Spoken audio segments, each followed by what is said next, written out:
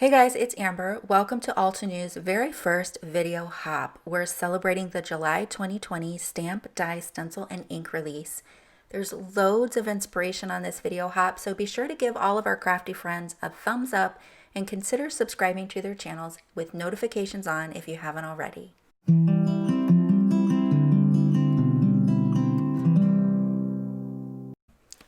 I'm going to start off with Altenew's Nature Blossoms. This is a layering stamp set with beautiful blooms, 2 large blooms, and also some leaf clusters. As always, you have the layering guide on the back of the packaging, so be sure to refer to that when you're stamping. And then on the inside of the product insert, you have lots of different ways to use the stamp. So they've paired it with some washi tapes, you can cluster it, mask it, and of course, there's a mass stencil and coordinating die set available for this stamp set.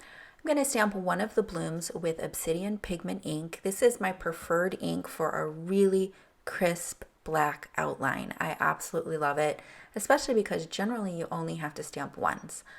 It's easy to line up that first most solid layer, and I'm going to use dewdrops for this. Typically, when you're layer stamping, your most solid layer is going to be the lightest color of ink. I'm going to stamp this down and I'm going to hold it there so that the ink has a chance to absorb. You want to make sure that you condition your stamps first before inking them. Here I'm showing you the area of the stamp that I'm going to be looking at as I am trying to align the stamp with the previous layer. So I'm lining up that curved area of that front petal and the V shape underneath it. I'm going to stamp this in Parrot ink. So I like to get a little adventurous with my color combinations. I'm not one that usually stays within one color family. For my next layer, I'm really going to refer to my layering guide here. So I'm looking at the finished flower there to see where those darkest areas are.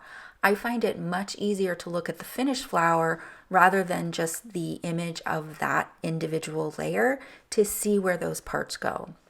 Now that I have it lined up, I'm going to stamp this in Teal Cave to add those deepest shadows. Next, I'll die cut that with the coordinating die, and I'll die cut a panel with the Circle Greetings Hugs die. And you can see that I've cut a piece of Neenah Classic Crust Solar White. It's a 4 1/4 by 5 1/2 piece there with that Hugs die. Here I forgot to stamp my center, so I'm just going to stamp that with some fresh lemon. And then I'm going to go ahead and stamp some leaves on. I decided to keep these just black and white and not use the colored layer stamps. And I'm not going to bother to do any masking because the die cut is going to cover up where those leaves overlap. So I'm just using the die cut as a reference. And my plan is to pop this up and have it kind of overhang the G just a little bit. Now you could leave this as a white on white and just pop up that Hugs panel, but I decided I wanted some ink blending behind it. So I have one of the new Altenew ink blending brushes. These are fantastic, you guys. So I have 2 of them. I use one for cool colors, one for warm colors. So this is my cool color blending brush here, and I'm ink blending on Parrot. I'm just going to bring my panel back over to check that I have enough ink on there. I'm going to add a little bit more of the Parrot. I'm going to clean my surface and then clean my brush. I want to make sure that I get a true color when I move on to the next color. So I wipe it off on a wet baby wipe and then onto a microfiber cloth to dry it and get the rest of that pigment off. Here I have Volcano Lake, so I'm just bringing that in on the top, and then I'll just deepen up that color. So these just really ink blend beautifully. I love that the bristles are white so that you can see what colors you've used on them. I'm going to pop up this panel with some foam tape, and I'll cut really small narrow strips of this to put behind the letters. You can see that there. And then I did trim down my ink blended panel just a bit, just so that it would be easier and I didn't have to worry about lining it up perfectly. It's not a normal day in my craft room if I don't have stray ink somewhere. I got a little black ink on the corner there, but it erased away perfectly. Here I have the satin gold sequins, and there's 3 different sizes, the large, medium, and a super small. And I'm just going to pop on a selection of these. I won't have you watch me adhere them because I know that can be kind of fiddly, but these are a beautiful gold. I love the tone of this gold. Here's the finished card, and you'll have to let me know what you think of this color combination in the comments down below. Are you a person who typically stays with one color family when you layer stamp, or do you get adventurous like this too? Moving on to the next card, we have Mega Label Love, you guys. Are you kidding me? This stamp set is awesome. This is one of those stamp sets that you didn't even know you needed and had to have until you saw it. I love Label Love, and so this one is just perfect. I love it. So I've lined up Happy Birthday here with the grid mat on my mini Misty. I'll go ahead and pop in a piece of A2 4¼ by 5½ Neenah Classic Crest Solar White, and I'm going to ink this up in Volcano Lake.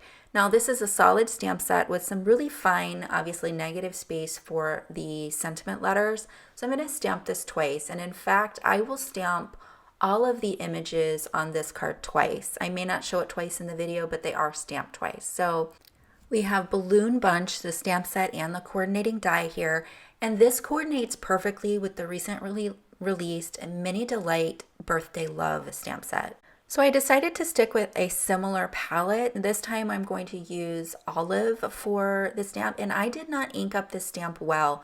You could see it there before I even stamped it down, and I should have stopped and taken off the ink and re-inked it, but I'll just go ahead and stamp it twice. That's the beauty of using a Misty. And before I re-ink it, I'll go ahead and condition it. So I do that by just rubbing my palm over it. There's many ways you can condition your stamps, you guys. Basically, you want the surface of the stamp to be cloudy, not shiny, before you ink it. So I'll stamp the next balloon in Dusk Crisp Dye ink, and I'll stamp that twice. And you'll notice that when you first stamp it, it's a little bit blotchy.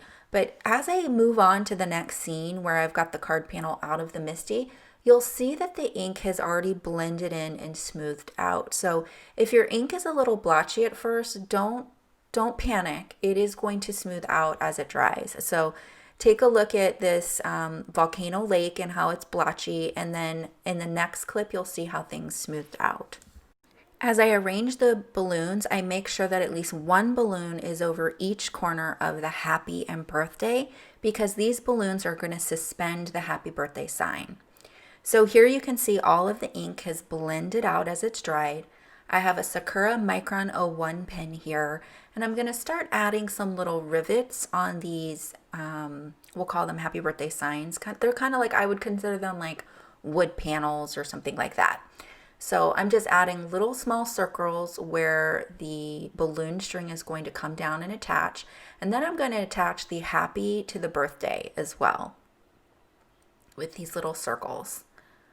And then I'll go ahead and draw my balloon strings. Now, this set does come with a balloon string that you can stamp, but I thought it would be easier how I have these positioned to just go ahead and draw them rather than mask it. So I'll just draw it directly up from those little circles to the balloon. And I did put in some pencil lines before I did this, you guys, just to make sure I didn't mess it up. So I would recommend doing that as well. You can't really see the pencil lines, but they are there.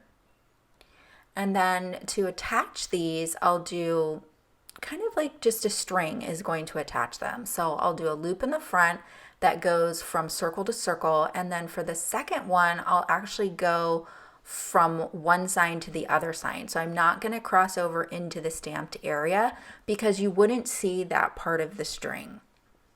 I'll do that again here. So that'll go from circle to circle, and this just from panel to panel. Here's a close-up of that so you can see that detail a little bit better. So the last step is to add some black splatter because I like to have black in more than one place. So I have the jet black ink spray. I've knocked off the majority of the ink back into the bottle, and I'm just tapping the nozzle above the cardstock just to get that splatter. Here I'm showing you, this is the first card that I did, and I didn't actually record that, so I had to do it again to have video footage. But I didn't realize this was a layering stamp, you guys. I grabbed it and jumped right in and didn't even look at the back of the packaging. So I was just thinking, hey, that's just a balloon with more highlight on it. No, you guys, that's a layer. So you can use it individually. You can use it as a layer. It's pretty versatile. You can do what you like. I mention it because my final photos are with that first card that I made. Moving on to our last card, I have the Checkerboard Stamp Set here. This is a really cool stamp set. I chose this one specifically for one of my daughters because she loves Vans, the shoes, and it just reminded me of that. So I ended up creating this card in pink. The product guide has lots of inspiration, and I think that that phone stamp set would be so cute with this background pattern. But you can see you can add all kinds of patterns. You can offset it to get 2 different colors of checkerboard, and you can use these additional stamps to add a pattern within the checkerboard, which I think is really cool. The sentiments are also really fun.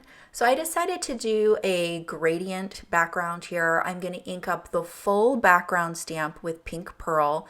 And with a stamp like this, again, it's so important to condition this, you guys. So I rubbed my whole palm over the stamp set to make sure that it was cloudy before I inked it up.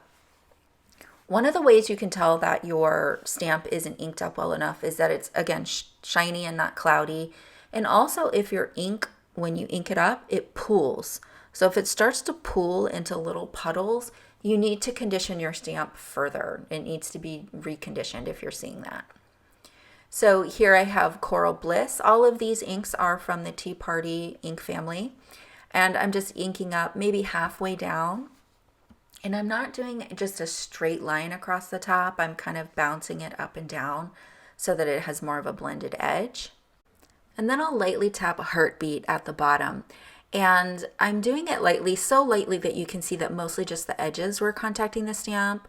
So I changed that a little bit. And then I'm going to come in with a baby wipe and I'll soften that leading edge there. I don't want to have a harsh line across the top of the stamp. So I'm pouncing that baby wipe maybe halfway down through that inked area. And I'll go ahead and stamp that. All of that looks beautiful. The top is kind of harder to see and it was a little sketchy, so I stamped that again. Then I went ahead and die cut this with the Terrific Tags die set, you guys. I didn't show that in the video, so I have a little picture of it there. Such a great tag set. I'm so excited that we have larger tags. Here I have the Nature Blossoms stamp. This is one of the outline stamps, and here I'm just going to use my acrylic block. I've stamped that in a Obsidian Pigment ink, and I'm going to do the layer stamp, just one of the layers in Obsidian ink and then the center in Obsidian ink. I think this has a really cool graphic feel, and I'll also do one of the sentiments in Obsidian ink. Here I have the antique gold thread, and I've just kind of looped it around many times so that I get a nice thick layer of it, and I'm just going to thread that through. And you can see that I had one little string there that was wanting to stick up, so I'm just trying to find that string so I can pull that one tight, that little loop down at the bottom. There we have it. And I was going to cut the ends, but I decided to keep those looped and kind of just tuck them under a little bit. I splattered an A2 panel with the jet black ink spray, and then I popped up the tag on here to finish off this card. Of course, you could also add some sequins, but I wanted to keep things that simple pink and black, that graphic design. Here are the finished cards. I hope you guys enjoyed this showcase of some of my favorite products from this release. A link to the next stop on the hop and the coordinating blog post will be down below. There are over 20 more designers on this video hop, so be sure to check out all of their videos and give them some love for a chance to win some prizes. I will have another video featuring these cards on my stop, so I'll see you real soon. Hello crafters, I hope you enjoyed that video. If you want to see more, don't forget to subscribe to our YouTube channel and hit the notification bell so you don't miss anything. Thanks for watching!